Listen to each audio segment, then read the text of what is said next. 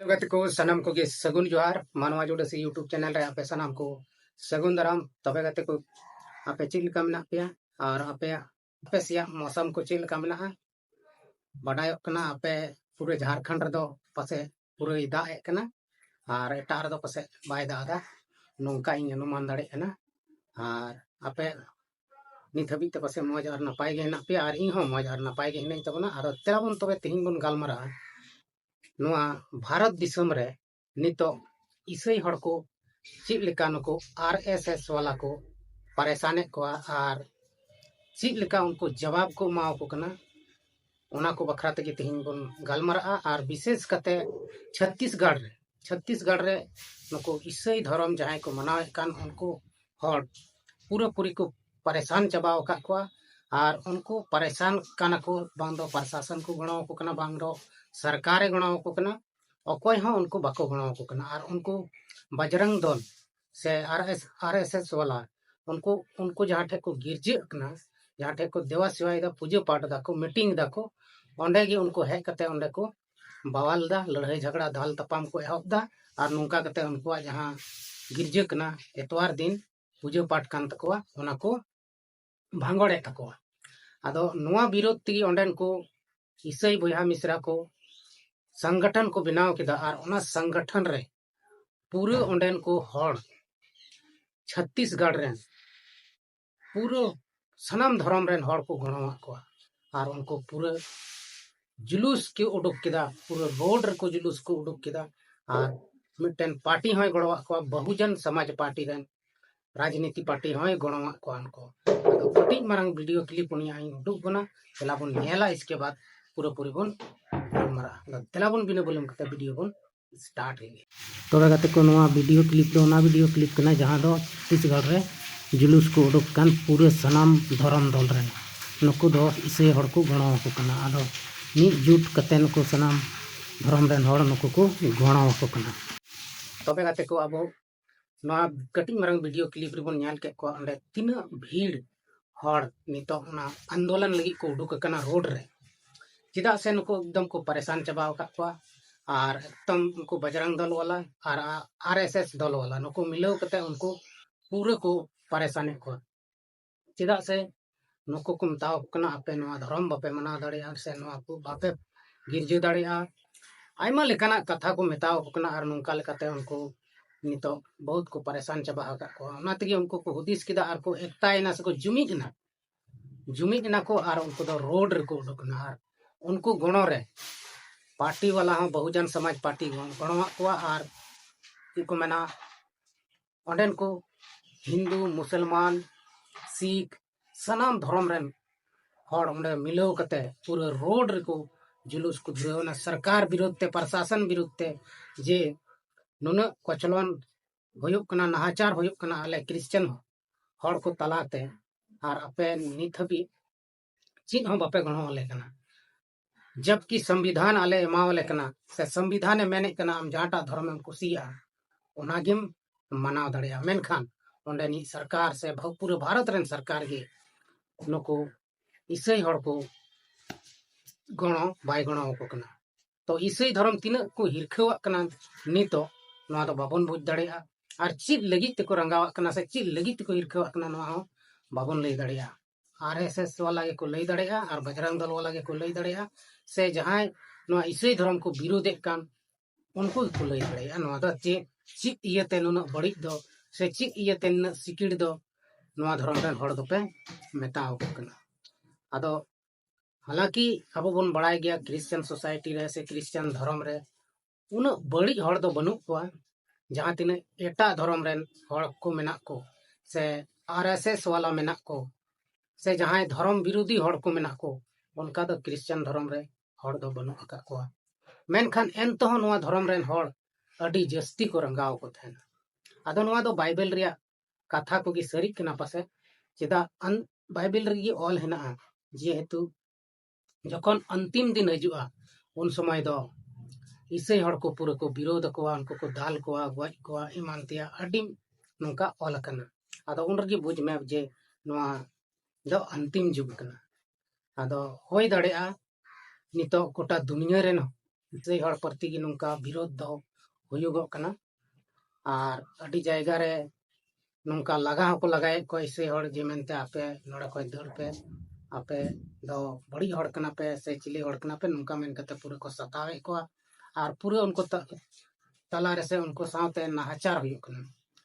to ise hor nito adi muskil halot re menak ko ado ona iyete tina Christian hor menak ko sanam hor the miten hor nyu mena je mente ape sanam ape aspas ren tina Christian hor menak pe जहाँटा दल रगे मेना पे चाहे Roman Catholic रे मेना पे चाहे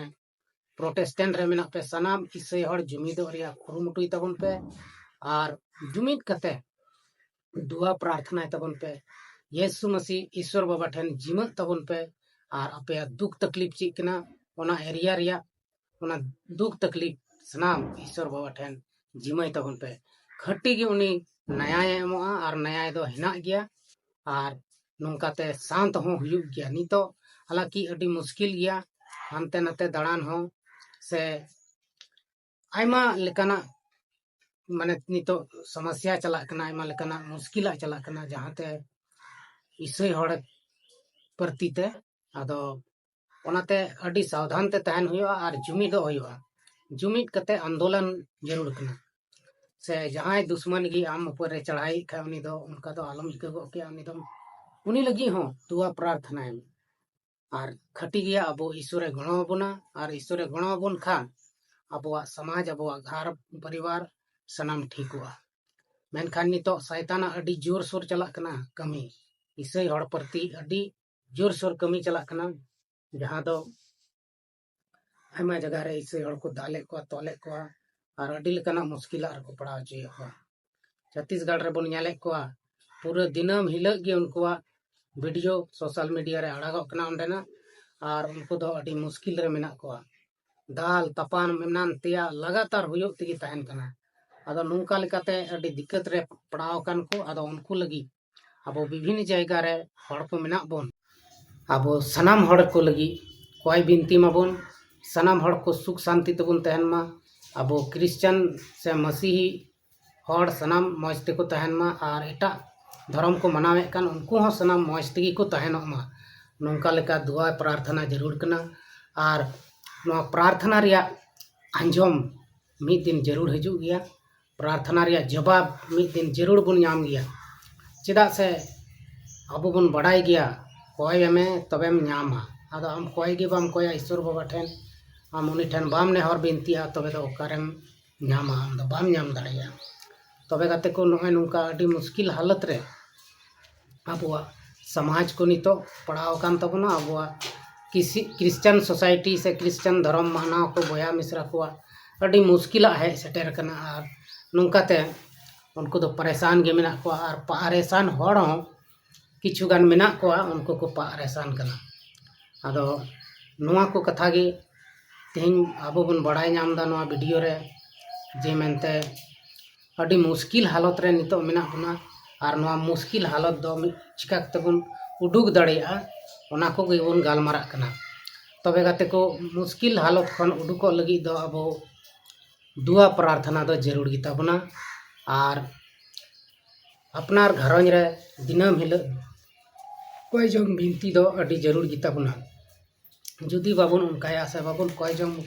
बाबन कमी कना ताहले अबो दो अड़ी मुश्किल रे लहा से बन पड़ा दाड़िया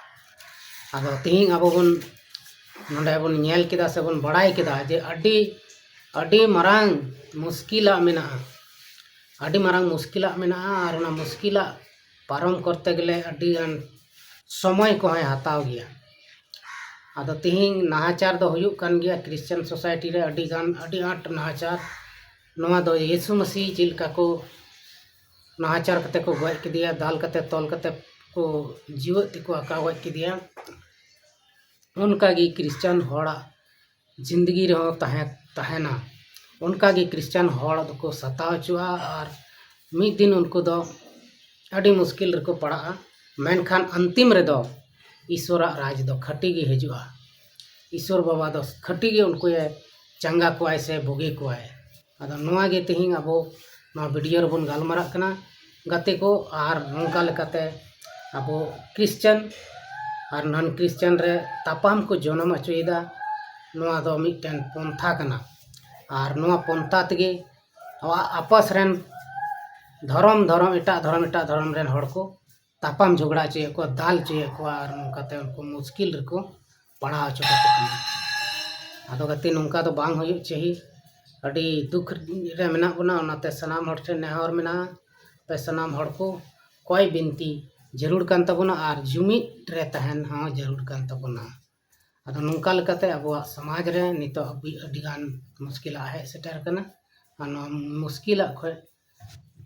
टकरा लगी से मुश्किल खय सहा लगी ते अडी समय दो लगा गया और नोंका लेकाते अब दो आयमा समय हो लगाव दाड़े बुना तबे गाते को तेहिन नोआ जहां वीडियो बन नेल के से ओना बखरा ते बन गालमाराव नोआ चिल का पे बुझाव केदा कमेंट बॉक्स रे जरूर पे लई तबना तेहिया वीडियो रे दो अब बन बड़ाई केदा जे इसई हड़ और मुश्किल रे मेना को से बनु को से तीना मुश्किल रे मेना को 36 विशेष करते छत्तीसगढ़ रे इसई हड़ अडी मुश्किल रे मेना को अब नेल के को और नोआ को मुश्किला जहां मेना ओना दो ईश्वर बाबा ठे बन जिमायमा गोटा धरती रेन हड़ मिद मत कते बन प्रार्थना लका खटी गया